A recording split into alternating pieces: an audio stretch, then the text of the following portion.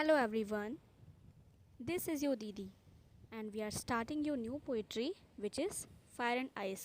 और आपकी ये वाली पोइट्री भी बिल्कुल डस्ट ऑफ स्नो के ही तरह रॉबर्ट फ्रॉस्ट ने ही लिखी है। तो देखते हैं इस पोइट्री में है क्या। सो पोइट्री स्टार्ट करते हैं। Okay. Some say the world will end in fire, some say in ice. From what I have tasted of desire, I hold with those who favor fire. So यहाँ पर poet क्या कहना चाह रहे हैं कि कुछ लोग ऐसा मानते हैं कि जो वर्ड है वो फायर की वजह से मतलब ख़त्म हो जाएगा। फायर का मतलब यहाँ पर क्या है कि जैसे एक दिन टेम्परेचर बहुत हाई होगा और वर्ड फिनिश हो जाएगा। सम से इन आइस मतलब एक दिन टेम्परेचर बहुत लो हो जाएगा और वर्ड ख़त्म हो जाएगा। From what I have tasted of desire, I hold with those who favor fire. फिर उसके बाद पोइट कहते हैं कि लेकिन मेरे अकॉर्डिंग जो मुझे ऐसा लगता है कि डिज़ायर, जो इंसान की डिज़ायर होती है, डिज़ायर का मतलब क्या होता है? इच्छा, कुछ भी पाने की इच्छा। लाइक मेरे पास ये नहीं है, इस चीज़ की कमी है, इस चीज़ की कमी है, ये सारी चीज़ें ये बिल्कुल आग की तरह काम करती है और इसकी वजह से कुछ ज़्यादा ही जल्दी वर्ड फिनिश हो जाएगा। मतलब क्या है कि एक डिज़ायर जो होती है इंसान को अंदर से खोखला बना देती है, उसको ख़त्म कर देती है। फिर उसके बाद पोइट कहना चाह रहे हैं but if it had to perish twice, I think I know enough of hate to say that for destruction ice is also great and would suffice. मतलब क्या है कि अगर मान लीजिए कि वर्ड जो है वो फायर, मान लीजिए टेम्परेचर बहुत ज़्यादा हो गया और हमारा वर्ड बच गया, तो दोबारा से अगर वर्ड को ख़त्म होने के लिए चांस मिलता है तो मेरे ख्याल से हेट भी इनफ है। तो हेट यहाँ पर जो है वो आइस के टर्म में कहा गया है और डिज़ायर को फायर के टर्म में कहा गया है कि हेट भी सफिशिएंट होगी वर्ड को ख़त्म करने के लिए। मतलब क्या है कि वर्ड दो चीज़ों से जल्दी ख़त्म हो सकता है, एक फायर एक आइस। जहाँ पर फायर का मतलब डिज़ायर से है और आइस का मतलब किससे है? हेट से है। ओके।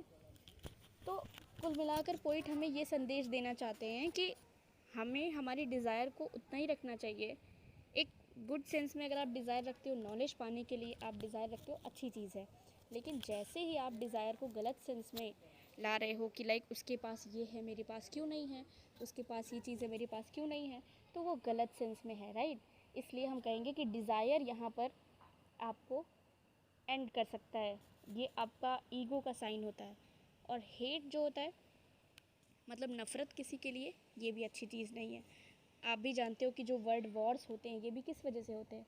हेट की वजह से होते हैं, डिज़ायर की वजह से होते हैं। जैसे कि एक पहले के टाइम में जो मोनार्कियल सिस्टम होता था उस टाइम पे भी एक किंग दूसरे किंग पर जानलेवा हमला क्यों करता था? क्योंकि उसके अंदर भी एक डिज़ायर थी कि उस जो वो पार्ट ऑफ लैंड है जो कि वो पर्टिकुलर किंग अपने अंदर में रखा है वो अब मेरी होनी चाहिए, इसलिए वो उस पर हमला करता है। ओके। सो अब हम पोएटिक डिवाइसेस को देखते हैं। यहाँ पर राइमिंग स्कीम है A B A A B C B C B। Okay, देखते हैं कैसे। देखिए फायर, फायर है, फायर के बाद है आइस। तो फायर और आइस मैच नहीं कर रहे, हम यहाँ पर ए लिखेंगे, यहाँ पर बी लिखेंगे, तब यहाँ ए यहाँ बी। फिर उसके बाद डिज़ायर, फायर डिज़ायर मैच कर रहा है तो हम यहाँ पर भी ए लिख देंगे। फिर उसके बाद फायर अगेन मैच कर रहा है तो हम फिर से ए लिख देंगे। देन ट्वाइस, ट्वाइस और आइस मैच कर रहा है तो हम यहाँ भी बी लिख देंगे। फिर उसके बाद ice, hate and ice, hate, अब हेट देखिए किसी से मैच नहीं कर रहा तो हम यहाँ पर सी लिखेंगे। और आइस फिर से मैच कर रहा है इस वाले से तो हम यहाँ पर अगेन भी लिख देंगे। ग्रेट और हेट मैच कर रहा है, यहाँ पर सी लिख देंगे। आइस सफाइस मैच कर रहा है तो हम यहाँ पर बी लिख देंगे।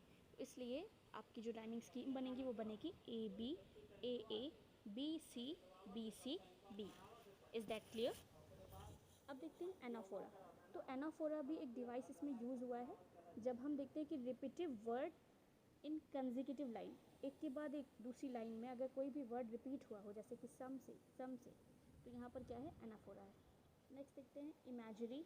तो इमेजरी का मतलब जैसे मैंने आपको लास्ट पोइट्री में भी बताया था कि पोइट जो है वो पोइट्री का स्ट्रक्चर चेंज करते हैं सो दैट राइमिंग बन जाए पोइट्री की। जिसको हम इमेजरी बोलते हैं, तो इसमें भी इमेजरी यूज़ हुआ है। नेक्स्ट है इंजैममेंट। आप देख सकते हैं कि इस लाइन में कोई भी पंचुएशन मार्क्स नहीं यूज़ हुए हैं, तो यहाँ पर आपका इंजैममेंट भी यूज़ हुआ है। देन आता है आपका सिम्बॉलिज़म। जैसा कि मैंने बताया ही आपको एक्सप्लेन करते समय कि फायर का मतलब डिज़ायर और आइस का मतलब हेट, तो ये आपका सिम्बॉलिज़म यूज़ हुआ है।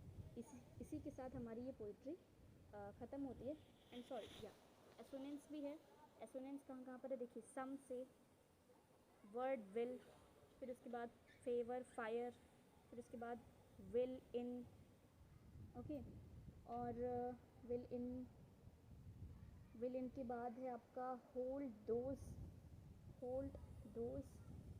फिर उसके बाद है इफ़ इट, ये आपका एजोनेंस हो गया। सो अब आपकी पोइट्री फाइनली फिनिश होती है। And that was all from my side. I hope कि आपने इस पोइट्री से काफ़ी कुछ सीखा होगा और उसे आप अपनी लाइफ में अप्लाई करोगे। That no desire, actually no bad desire, desire होना अच्छी बात है but no bad desire and no hate at all. Okay, so that's all from my side and thank you so much.